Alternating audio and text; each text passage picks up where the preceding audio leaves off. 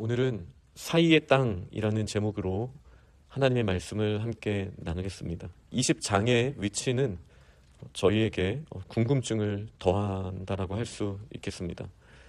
아브라함의 믿음이 점점 성장하고 있고, 특히 그 전에 또 하나님께서 구체적인 시기와 때를 말씀하시면서 이제 사라를 통해서 이삭을 낳을 것이다 라고 말씀하시지 않았습니까?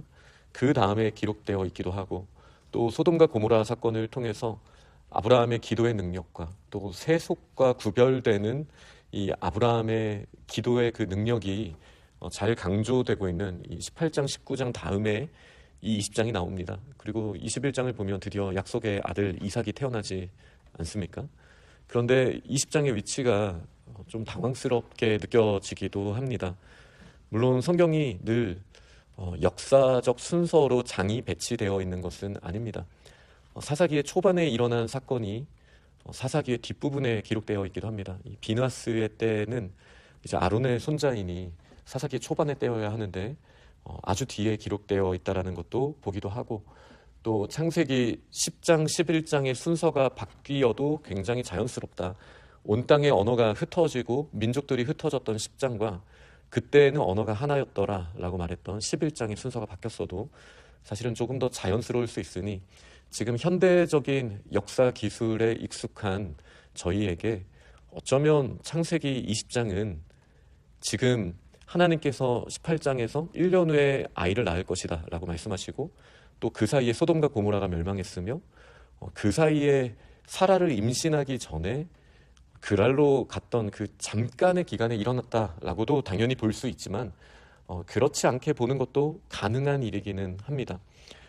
그러나 이거를 역사적 순서라고 봤을 때 주는 유익이 저희가 지금 해석할 때 있어서 훨씬 더 강력하다고 생각하기에, 그렇기 때문에 이거를 굳이 아브라함과 사라가 조금 더 젊었을 때, 아니면 이때 믿음이 좀 더 부족했을 때라고 굳이 저희가 단정 짓지 않고 지금 저희가 묵상한 순서의 그 시기로 놓고 보는 것이 하나님의 말씀을 더 깊이 볼 수 있다라고 제가 이번에 설교를 준비하면서 또 생각해 보게 되었습니다.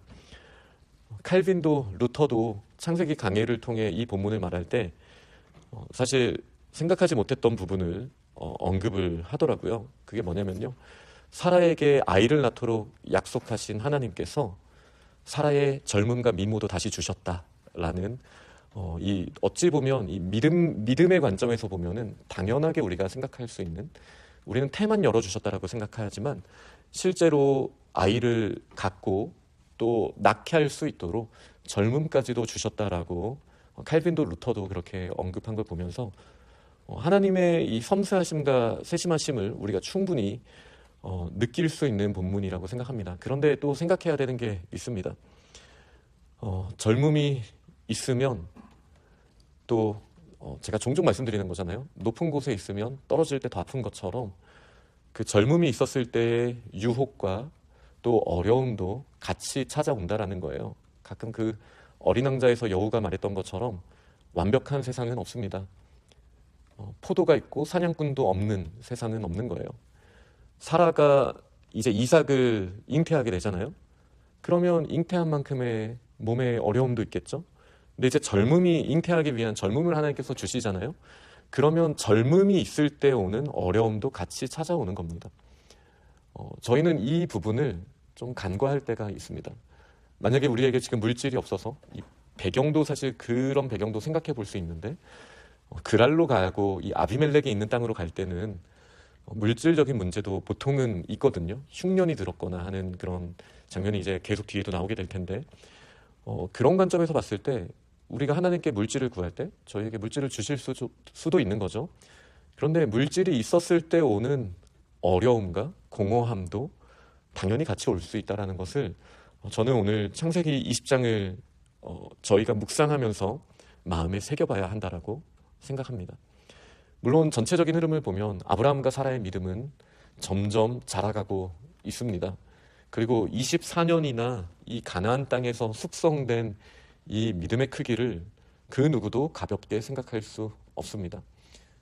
그리고 약속이 열매 맺는 그 정점이라고 할 수 있는 21장과 22장 바로 전에 이렇게 또 아브라함의 연약함을 하나님께서 보여주신다는 것은 어떤 면에서는 저희들에게 큰 도전이 되고 또 어떤 면에서는 위로가 되기도 합니다. 지금 여전히 저희들에게 연약함이 보여지는 면들이 있을 수 있습니다. 아브라함이 뭐라고 변명합니까? 여호와께서 온 땅을, 이 가나안 땅을 두루 돌아다니게 하셨을 때 그때부터 저는 생명의 위협을 느꼈고 아내가 너무 이뻤기 때문에 그리고 나한테 오라버니라고 불러라 라고 이야기를 했었습니다. 이 이야기를 하거든요. 그럼 이제 과거를 돌아보면서 이야기하는 거잖아요. 그 다음에 하나님의 지켜주심을 경험했는데 그 사이의 땅 어딘가에서 아브라함은 헷갈리는 거예요. 내가 그렇게 했기 때문에 우리가 살아남을 수 있었다라는 생각과 또 마음속 깊은 곳 어딘가에서는 하나님이 우리를 지켜주신다. 이 사이 어딘가에서 애매하게 섞여 있는 삶을 살던 아브라함과 사라에게 이 창세기 20장의 사건은 하나님이 살려주셨다라는 것에 명확성을 더해주는 것이죠. 그러니까 반드시 한 번씩 정리해야 되는 면들이 있는 겁니다.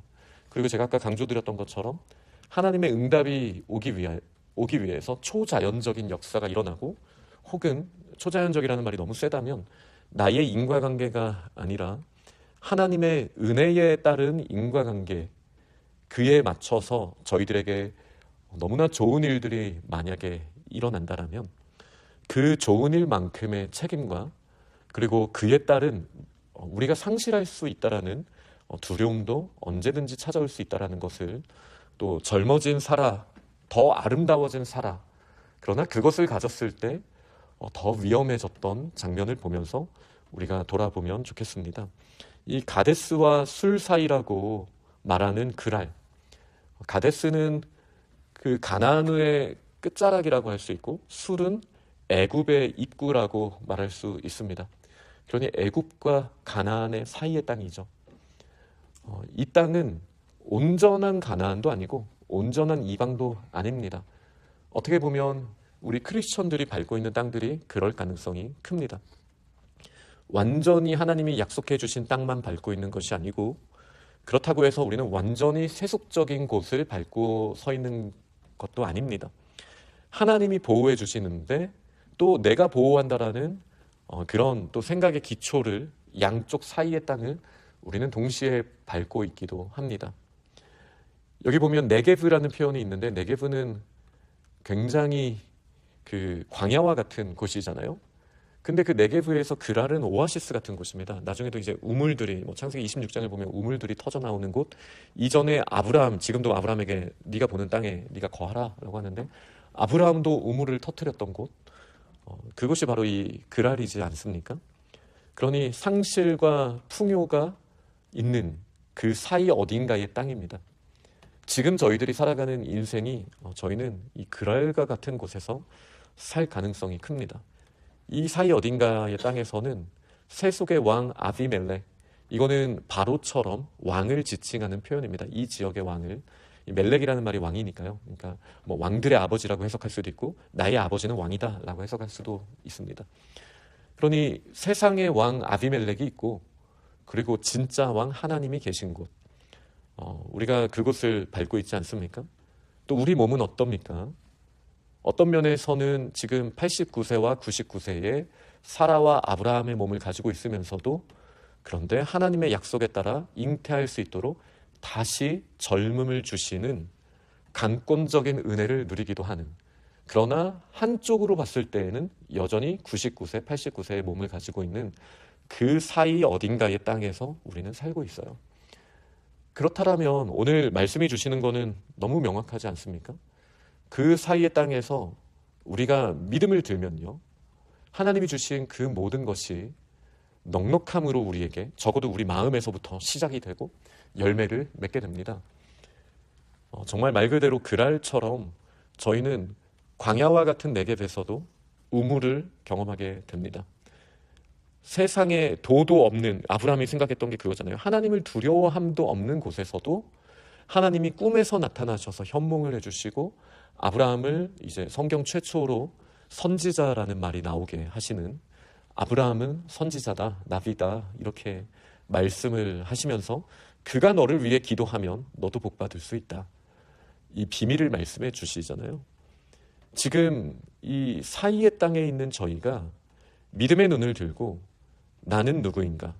아브라함이 세상을 크게 봤을 때 나는 사라의 오빠이기도 해, 내 이복 동생이니까 이건 거짓말은 아니야 라는 안전장치, 내가 만든 안전장치를 가지고 살아갔던 그 아브라함의 세상과, 그리고 하나님께 기도했을 때 열방이 복을 받고 우물을 파기만 하면 우물이 나오고 하나님이 나를 보호하신다라는 약속의 사람, 믿음의 조상이라는 정체성을 가지고 있을 때에 아브라함의 삶의 열매는 너무나 다른 것이죠.